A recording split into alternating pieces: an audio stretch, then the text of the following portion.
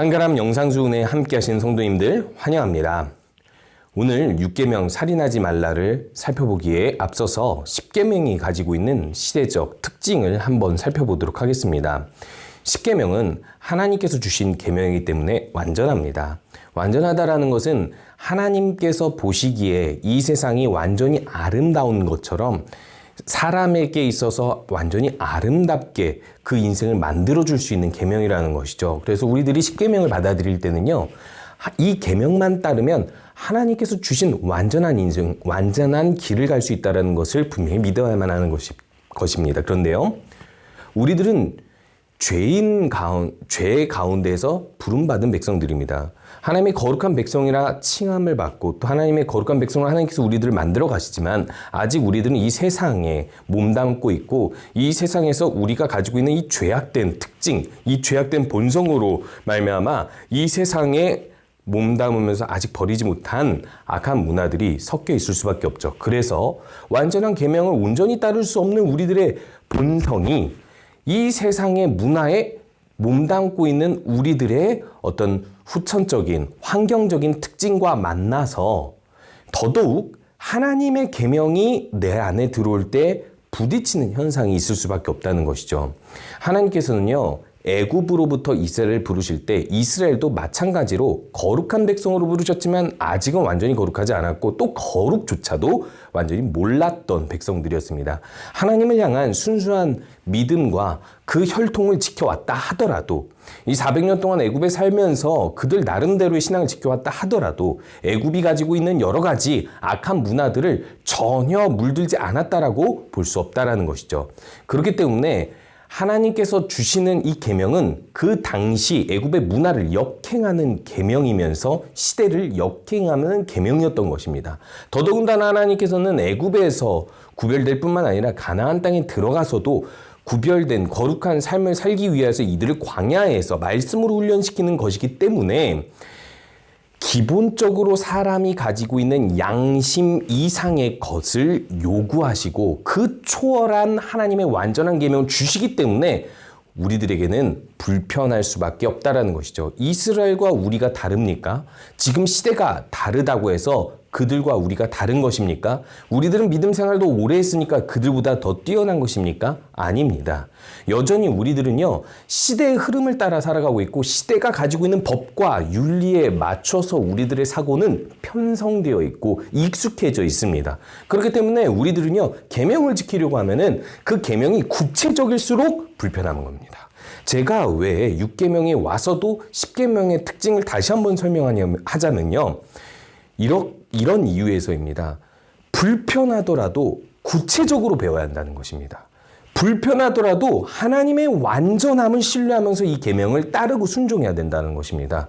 불편하다고 그만두고 불편하다고 여기까지 순종하는 것은 하나님 백성다운 모습이 아닙니다. 하나님께서 우리를 구원하여 은혜를 주신 이유는 순종하는 거룩한 백성을 만들기 위함인데 그 완전한 계명, 무조건 정답인 이 윤리와 하나님께서 주신 삶이 있는데 우리들이 여기서 불순종하고 포기하면 안 되겠죠.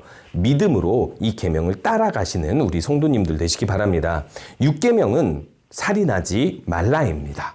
사실 별로 새로운 것이 없어 보일 수도 있습니다. 그리고 또 이 살인하지 말라라는 계명은 우리에게 지키기 편한 계명일 수도 있죠. 그런데요, 제가 한번 이런 질문을 해보도록 하겠습니다. 살인하지 말아야 할 이유가 무엇입니까? 살인하지 말라라고 말씀하시는 이 계명이 우리에게 편하고 우리들은 이 계명을 완전히 지켜왔다라고 생각한다면, 조금도 범하지 않는다고 생각한다면 살인하지 말아야 할 이유는 무엇입니까? 이 동기가 바로 서 있어야지 우리가 이 시대를 역행하는 이 살인하지 말라라는 계명의 구체적인 부분을 알 수 있고요. 무엇을 역행하고 있는지, 또한 사람의 기본 양심을 초월하는 살인하지 말라 이상의 구체적인 적용을 해낼 수 있다는 거죠. 살인하지 말아야 할 이유는 많은 사람들이 이렇게 이야기합니다. 사람의 생명은 소중하니까요. 네, 사람의 생명은 소중하다라는 그 말은 맞습니다. 그러면요, 사람의 모든 생명이 소중합니까? 정말 소중합니까? 그러면 이렇게 한번 생각해 보시기 바랍니다.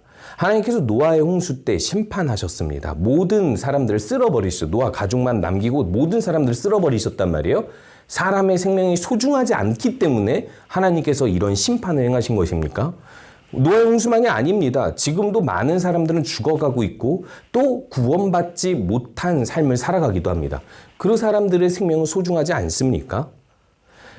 사람의 생명이 소중한 건 맞는데요. 그 근거가 뭐냐면요. 하나님의 형상이기 때문에 소중한 것입니다. 자, 다시 한번 생각해 보면 하나님이 이 세상의 모든 것을 만드셨는데 하나님이 만드셨기 때문에 모든 것이 소중하다고 할 수 있지만 소중해서 그것이 없어지면 안 되는 것은 아닙니다. 이 세상의 많은 물질, 심지어 우리를 해롭게 하는 모기 같은 벌레들은요, 우리가 직접 죽이잖아요.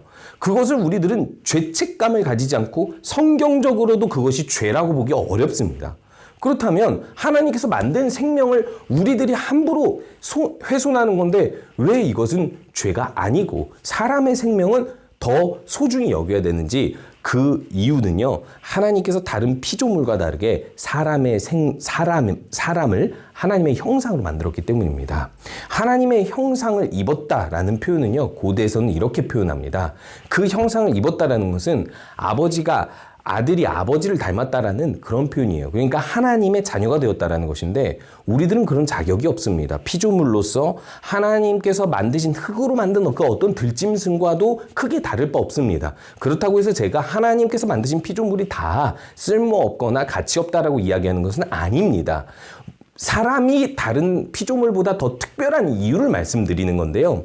하나님의 형상을 입어서 인간은요, 사람 이상의 가치, 피조물 이상의 가치를 가지고 있게 되는 것이거든요. 그것이 바로 하나님의 자녀로서 그 가치를 가지게 됐다라는 것입니다.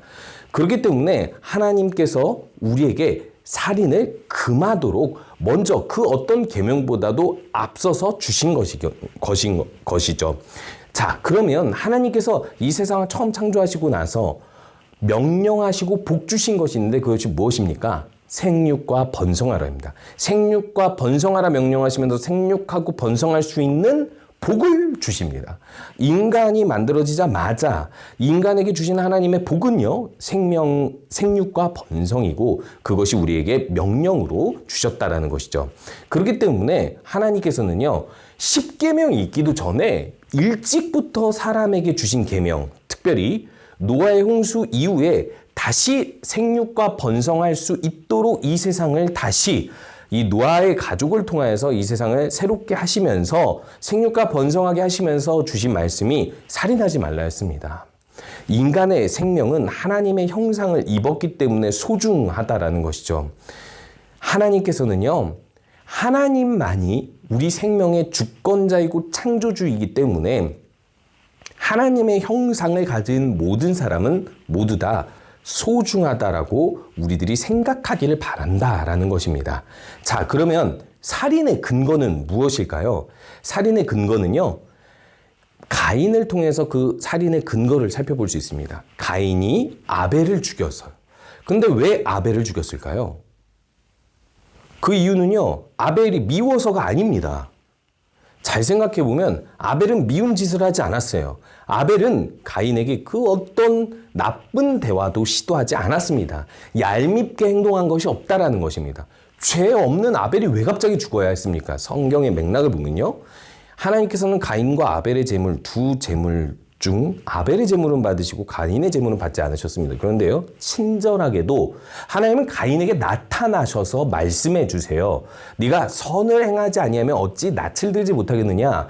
다시 선을 행하라고, 다시 하나님과의 관계를 회복하라고, 죄를 짓지 말라고 하나님께서 말씀하여 주시는데 그 친절한 말씀 뒤에 바로 가인이 하는 것이 아벨을 죽이는 것입니다. 이유는 두 가지죠. 첫 번째, 하나님께 분노한 가인은 그 분노를 사귀지 않고 누구에게 분노를 표현한 거냐면 아벨에게 표현한 것입니다. 왜 아벨을 죽이는 것으로 하나님께 분노를 표현했을까요? 하나님은 못 죽이니까요. 너무 과감한 표현이죠. 하나님은 자신이 심판할 수 없으니까요. 그런데 가인은 이미 하나님을 심판했습니다. 마음으로. 하나님이 잘못됐어. 내가 잘못된 게 아니라. 그러면 옳게 제사를 드린 아벨을 죽여야만 했던 것이죠. 그래서 이 아벨을 죽인 이유에 대해서 이렇게 이야기하고 있죠. 아벨은 옳았고 가인은 틀렸기 때문입니다. 가인은 자신이 틀렸다라는 것을 없애버리기 위해서, 자신이 옳다라는 것을 입증하기 위해서 자신보다 옳은 아벨을 죽여버림으로 인하여서 이 살인을 통하여서 하나님의 형상을 입은 사람에게 범죄함으로, 그리고 또 그 옳은 사람을 없애버림으로 인하여서 하나님께 분노하는 것이 되는 것이죠. 인간은요, 본성적으로 자신이 하나님보다 위라고 생각하고 하나님을 판단할 수 있다고 생각하기 때문에 그 모든 사람도 판단하고 죽이려고 드는 것입니다. 그리고 나서 노아 심판 때 하나님께서 이 세상에 악이 가득 찼다라고 이야기했는데, 그 이유가 무엇이냐면 폭력과 살인이 난무하는 시대였기 때문입니다. 아마도 이 국가가 번성하려고 하다 보면은 이 서로 죽고 죽이면서 전쟁을 하는 그런 사회가 있었기 때문에 그런 것으로 추정되고요. 또 그런 것이 아니라 할지라도 이 모든 포악과 살인과 폭력은 결국 이 직접적 살인이 아니라 할지라도 서로 적대 관계를 형성하면서 미워하는 사회를 이야기할 수 있습니다. 그러니까 평화가 사라진 사회라는 것이죠. 그래서 하나님께서는 이 살인하지 말라라는 계명을 웨스트민스터 요리문답을 통해서 명료하게 가르쳐주고 있는데요. 웨스트민스터 요리문답에서는 이렇게 표현하고 있습니다. 세 가지인데요. 자신의 생명을 빼앗는 것, 그리고 두 번째는 이웃의 생명을 그냥 빼앗는 게 아니라 불의하게 빼앗는 것이라고 얘기하고요. 세 번째는요, 이 모든 생명을 해치는 대로 이끄는 모든 것을 포괄하고 있습니다. 살인하지 말라를 하나님께서도 살인하지 말라 한마디로 끝낸 것 같지만, 이 성경의 곳곳에서 하나님께서 살인하지 말라와 관련된 여러 조항들을 주시는데, 그것이 바로 요약하면 이 세 가지라고 할 수 있습니다. 남의 생명만이 아니라 자신의 생명을 빼앗는 것, 이웃의 생명을 불의하게 빼앗는 것, 생명을 해치는 대로 이끄는 모든 것을 이야기하고 있는 것이죠. 이게 조금은 설명이 부족하다 싶어서 하이델베르그 요리문답 105문을 추가적으로 보도록 하겠습니다. 제가 읽어드릴게요. 내가 이웃의 명예를 훼손하거나 그들을 미워하거나 해치거나 죽이지 않기를 원하십니다. 미워함, 해치거나 죽이지 않기를. 그리고 또 나는 생각이나 말이나 몸짓으로 무엇보다도 행동으로 그리해서는 안 되고, 다른 사람을 시켜서 해도 안 되고요. 오히려 모든 복수심을 버려야 된다고 하죠. 복수심을 버린다라고 이야기하고 있습니다. 이제 더 나아가 자기 자신을 해쳐서도 안 되고 부주의하게 위험에 빠뜨려서도 안 됩니다. 그러므로 살인을 막기 위해서는 국가는 또한 칼을 가지고 있습니다라고 고백하고 있습니다. 이게 정말 많은 내용을 담고 있는데 하나하나 살펴보도록 하겠습니다. 첫 번째, 미워하는 것은 살인일까요? 아닐까요? 레위기 19장 17절에서는 이미 살인하지 말라의 조항으로 너는 내 형제를 마음으로 미워하지 말며라고 이야기하고 있습니다. 살인과 미움을 이 동일선상에서 이야기하고 있는 것이죠. 그러면요, 신약 성경 한번 볼까요? 요한일서 3장 15절에서는 그 형제를 미워하는 자마다 살인하는 자니 살인하는 자마다 영생이 그 속에 거하지 아니하는 것을 너희가 아는 바라. 왜 영생이 그 속에 거하지 않아요? 하나님의 형상을 입은 사람이 아니기 때문인 거죠. 사람은 하나님의 형상을 입은 사람으로 보지 않기 때문이 그런 것이죠. 한마디로 이야기해서 영생이 그 속에 있지 않는 사람은요, 남을 죽일 수 있다는 것입니다. 그런데요, 남을 죽이는 그 살인의 특징은 하나님의 형상을 거부하고 하나님의 형상을 죽이는 것이기 때문에 그 하나님의 형상을 가진 사람을 마음으로 죽이는 것도 살인이라고 이야기하고 있는 거죠. 마음으로 죽이는 것이 미워하는 것이잖아요. 내 마음에 그 사람이 어떻게 살 수 있겠습니까? 미워하는데. 그래서요, 사실 미움을 우리가 좀 더 깊이 살펴보고 생각해 보시기 바랍니다. 미움은 살인의 특징 그대로 가지고 있습니다. 살인은 내 눈앞에서 그 육체를 완전히 없애서 그 생명을 없애버리는 거잖아요. 그러니까 내 눈앞에서 없애버리는 거잖아요. 미움도 내 눈앞에서 없애버리는 겁니다. 분노로 그 사람을 내 마음에서 완전히 치워버리는 것이죠. 그래서 이 미움과 연관된 것들이 바로 분노, 조롱, 폭력, 무시인데, 이것에 대해서 예수님께서 산상수훈에서 구체적으로 적용하여 말씀하고 계십니다. 형제에게 노하는 자마다 심판 받게 되고, 형제를 대하여 라가라 하는 자는 공회에 잡히게 되고, 공회라는 것은 종교 재판소입니다. 라가라 하는 것은 쓸모없는 논이라는 뜻이거든요. 그러니까 쓸모없는 사람이라고 비판하고 조롱하고 무시하는 것이죠. 그리고 미련한 놈이라는 자는 지옥불에 들어가게 되리라 점진법을 쓰고 있습니다. 심판을 받게 되고 공회에 잡히게 되며 그리고 지옥에 들어가리라 라고 하나님의 심판을 명하고 있습니다. 이것을 통해서 예수님께서 가르치시는 것이 무엇일까요? 살인만 안 하면 이 6계명을 잘 지킨 것이 아니라 미워함으로 말미암아 구체적으로 분노하고 그리고 라가라 미련한 놈이라면서 그 사람을 조롱하고 무시하는 그 마음, 그 언어폭력, 그 행동도 다 살인과 동일시된다라고 이야기하고 있습니다. 그 근거가 무엇입니까? 하나님의 형상을 거부하고 무시하는 행동이기 때문에 그런 것이죠.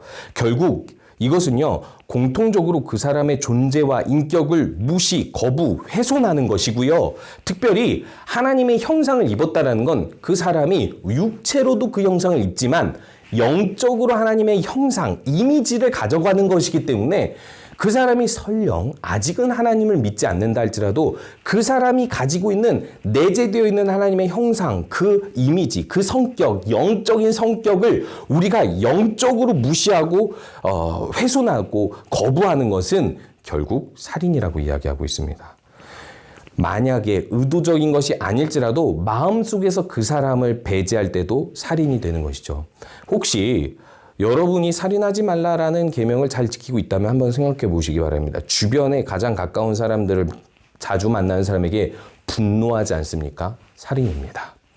여러분들이 만약에 누군가를 미워하기 싫어서 나 그 사람 무관심할래, 난 그 사람 신경 쓰지 않아, 미워하지 않아 라고 하면서 그 사람을 내 마음에서 내 눈앞에서 치워버립니까? 그 사람 없는 곳으로 가거나 그 사람이 있는 곳에 안 가거나 그 사람을 그 장소에서 없애버리거나 무시해버리거나 없는 듯 취급하거나 이거 모두 살인입니다. 그리고 나서 이 살인과 미움이랑 연관된 것이 바로 적대감입니다. 이 적대감은요, 상대방을 적으로 만드는 것이거든요. 사람들은 왜 살인을 했을까요? 그 사람을 적으로 생각하기 때문입니다. 살인하지 말라가 잘 적용이 안 되는 사람이 누구예요? 내 편이요, 내 편. 내 편은 우리가 살인하지 않습니다. 절대 살인하지 않습니다. 왜냐하면 나를 강화시켜줄 존재잖아요. 나를 강화시켜줄 존재가 있어야지 내가 편하고 내가 힘을 얻습니다. 그런데요, 나랑 편이 다른 사람은요, 적으로 만들어버려서 그 적을 죽이거나 미워하거나 무시하거나 힘을 잃게 만들어버려야지, 그래야지 이 전쟁에서 승리하는 거예요. 노아의 홍수 때 전쟁이 그 홍수의 원인이었다면, 만약 다툼이 그 홍수의 원인이었다면, 그런 죄악이 원인이었다면 지금 시대는 전쟁이 자주 일어나지 않는다고 해서 우리가 진짜 전쟁 없이 살아가는지를 살펴봐야 됩니다. 우린 누군가를 적으로 돌리고 그 적에 대해서 우리 나름대로의 살인을 하고 있는 것은 아닌지, 적대감은 결국 내 이익과 다른 사람, 내 이익을 방해하는 사람이고, 어찌됐든 내가 그 상대방을 이해하지 못하고 오해를 통해서 적대감을 쌓아가는 사람이면서요. 그리고 또한 이 적대감과 비슷한 용어로 복수심은요, 내가 손해를 받았다고 생각했을 때 그걸 갚아주겠다고 행동하고 그렇게 미워할 때 생기는 복수심이거든요. 똑같이 갚아주겠다, 아니면 그보다 더 심한 것으로 갚아주겠다라는 것이 바로 복수심입니다. 여러분들에게는 이 복수심이 없다라고 생각할 수 있습니다. 이 복수심은요, 무의식적으로 작용할 때가 더 많거든요. 왜 무의식적으로 작용할 때가 많습니까? 예를 들면 한번 이렇게 이야기해 볼까요? 종종 버스 기사에게 폭행하는 사람들이 있습니다. 이 폭행하는 사람들이 가지고 있는 생각이 무엇인 줄 아세요? 버스 기사는 불친절해. 버스 기사는 나랑 다른 편이야. 나의 적이야 라고 생각하기 때문에 폭력을 행하는 것입니다. 그 사람이 옳다는 것이 아닙니다.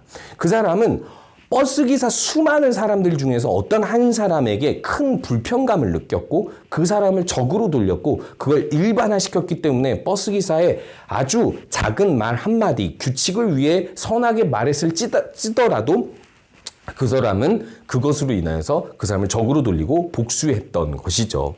그뿐이 아닙니다. 사회에 복수심으로 묻지마 폭행을 하는 사람들 얼마나 많습니까? 묻지마 폭행이 원인이 없어요. 그 사람에게 잘못이 없어요. 그런데 내가 폭행을 하고 살인을 하고 범죄를 저지르는 건 왜 그럴까요? 사회를 살아가면서 나도 모르게 무의식적으로 복수심이 쌓인 겁니다. 그 복수심을 키워서 아무나에게 그것을 복수를 하는 것이죠. 그러나요? 기독교인은 그렇게 살지 않습니다. 복수하며 살지 않습니다. 사람을 적으로 돌리지 않습니다. 왜 그럴까요? 너희로서는 모든 사람으로 더불어 화평하라 라고 이야기하면서 로마서 12장 19절에서는요. 너희가 친히 원수를 갚지 말고 하나님의 진노하심에 맡기라. 원수 갚는 것은 하나님께서 하신다라고 이야기하고 있습니다. 우리가 복수하지 않는 이유 딱 하나입니다. 하나님께서 심판하시고 하나님만이 심판자이기 때문입니다. 우리들이 살인하려고 하는 이유 내가 심판자가 돼서 그 사람을 없애버리려고 하기 때문이고 그 사람을 나에게 손을 입힌 만큼 갚아주려고 하기 때문인데 하나님께서는 그것을 우리에게 허락하시지 않습니다. 그래서 이 107문에서는요. 하이델베르그 요리문답 107문에서는 앞에서 말한 방식으로 우리 이웃을 죽이지 않으면 그것으로 이 계명을 다 지킨 것입니까? 라는 질문을 합니다. 여기서 이렇게 대답을 하죠. 아닙니다. 하나님께서는 시기와 증오와 분노를 정죄하심으로써 우리가 우리 이웃을 자기 자신처럼 사랑하며 인내와 화평과 온유와 자비와 친절을 보이고 우리가 할 수 있는 한 그들을 해악으로부터 보호하며 심지어 원수에게도 선행하라고 하셨습니다. 이게 무슨 뜻일까요? 단순히 수동적으로 방어적으로 우리가 누군가를 미워하지 않고 시기하지 않고 증오하지 않고 복수하지 않고 적대감을 가지지만 않는다면 괜찮은가? 아닙니다. 적극적으로 우리들은요, 모든 사람의 생명을 소중히 여기며 사랑해야 되는 것이죠. 만약에 그 사람이 이미 선택받은 하나님의 신자라면요, 그 사람은 우리의 가족이에요. 하나님의 형상을 입은 우리의 가족이고요. 만약에 불신자라 할지라도 그 사람은 언제 우리의 가족이 될지 모르는 잠재성이 있는 우리의 가족입니다. 만약에 그 사람이 혹여라도 나중에 하나님의 심판을 받아 지옥에 떨어질지라도 그런 아주 심각한 악인일지라도 그 악인을 심판하는 것은 하나님이고 우린 심판할 수 없고 그들을 살인할 수 없고 그들을 무시할 수 없다라는 것입니다. 이 사회를 살아가면서 그렇기 때문에 기독교인은요. 누구라도 적으로 돌리지 않고 원수를 사랑하라 말씀하신 것처럼 사랑해야 됩니다. 사실상 신약 성경에서 원수를 사랑하라라고 했을 때 이 원수가 뭡니까? 적입니다. 적. 이 적이 구체적으로 누구였습니까? 로마 군인들이었습니다. 1차적으로는 로마 군인들이었죠. 동족들이 아닙니다. 하나님께서 너희들이 적으로 돌렸던 이방인들, 동족들을 사랑해라라고 이야기하는 것은 복음을 전해라 라는 말과 거의 동의어입니다. 이들이 복음을 전할 수 있도록 그들에게 하나님의 사랑을 전할 수 있도록 그 사람들을 적대감을 두고 적으로 돌리지 말고 그 사람에게도 생명을 전해줄 수 있도록 사랑하라고 이야기하고 있는 것이죠. 우리가 우리 동족들만 우리 같은 신자들만 사랑하면 그것이 무엇이 유익하겠습니까? 하나님 나라가 성장하고 그 복음이 전파되고 사랑이 전파되려면 하나님을 모르는 선악을 구별할 줄 모르는 그들에게도 우리들은 사랑을 베풀어야만 하는 것입니다. 그 외에 살인의 주제들을 이야기하면 너무나도 많습니다. 첫 번째는요. 낙태가 있습니다. 낙태가 왜 살인이냐면 우리들은요. 생명을요. 아직 이 엄마 뱃속에서 나오지 않은 태아도 생명으로 보기 때문이고요. 사실상 의학적으로도요. 생명을요. 이런 논쟁들이 있어요. 이 생명을 몇 개월부터 볼 것이냐. 태아를 생명으로 봅니다.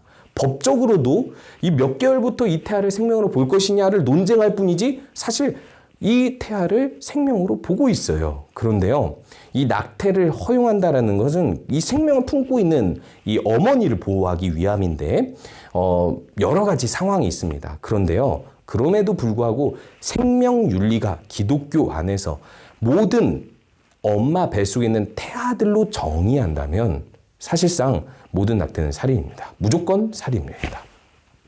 그뿐만 아니라 사실 시험관 아기도 여러 수정란들을 버리는 그런 활동을 통해서 그 시험관 아기를 완성하기 때문에 사실상 난자와 정자가 수정되어서 수정란이 하나가 형성되는 것이 만약에 우리가 첫 번째 태아의 과정이라고 본다면 이것도 살인이 될 수 있습니다. 이걸 과학적으로, 의학적으로, 신학적으로 어떻게 보느냐에 따라 다른데요. 그렇기 때문에 우리들은 이 과학에 있어서도, 이 의학적인 분야에 있어서도 우리들이 조심스러워야 한다라는 것을 생각해 두어야 하고요. 자살은 살인입니까? 아닙니까? 자살을 영어로 하면 kill myself입니다. 그러니까 자신을 셀프로 죽이는 거죠. 한마디로 얘기해서 자신을 죽이는 것이기 때문에 무조건 살인입니다. 내가 나를 죽이면 살인이 아니라고 하는 것은 내가 나의 인생의 주인일 때입니다. 내 몸이 내 것이라고 생각하면 그건 살인이 아니겠죠. 하나님을 모르는 사람들은 그렇게 정의하겠죠. 그런데요, 하나님은 그렇게 해석하지 않습니다. 나도, 내 몸도, 내 육체도 무조건 하나님 거라면 내 몸 함부로 자해하거나 자살하는 것 모두 다 살인입니다.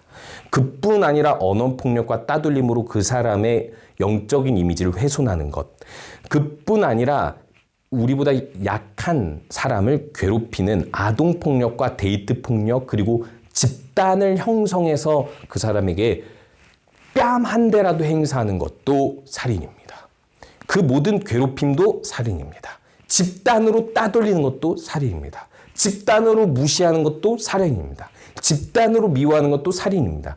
그 모든 것은 하나님의 형상을 입은 그 사람의 영적 이미지를 훼손하고 그 사람의 모든 생명을 무가치한 것으로 만들어버리려는 시도이기 때문에 우리가 만들어가야 될 사회는요, 기독교적 비전은요, 사랑하여서 모든 일을 적으로 돌리지 않고 그들의 생명을 소중히 여기며 그들을 언어로도 우리의 힘으로도 보호하고 지켜가는 것, 그렇게 사랑하는 것이 살인하지 말라의 실천적 계명의 실천이라는 것을 우리가 살펴보았으면 좋겠습니다. 우리 6계명 살인하지 말라 기억하면서 우리 다음 7계명 강의에서 뵙도록 하겠습니다.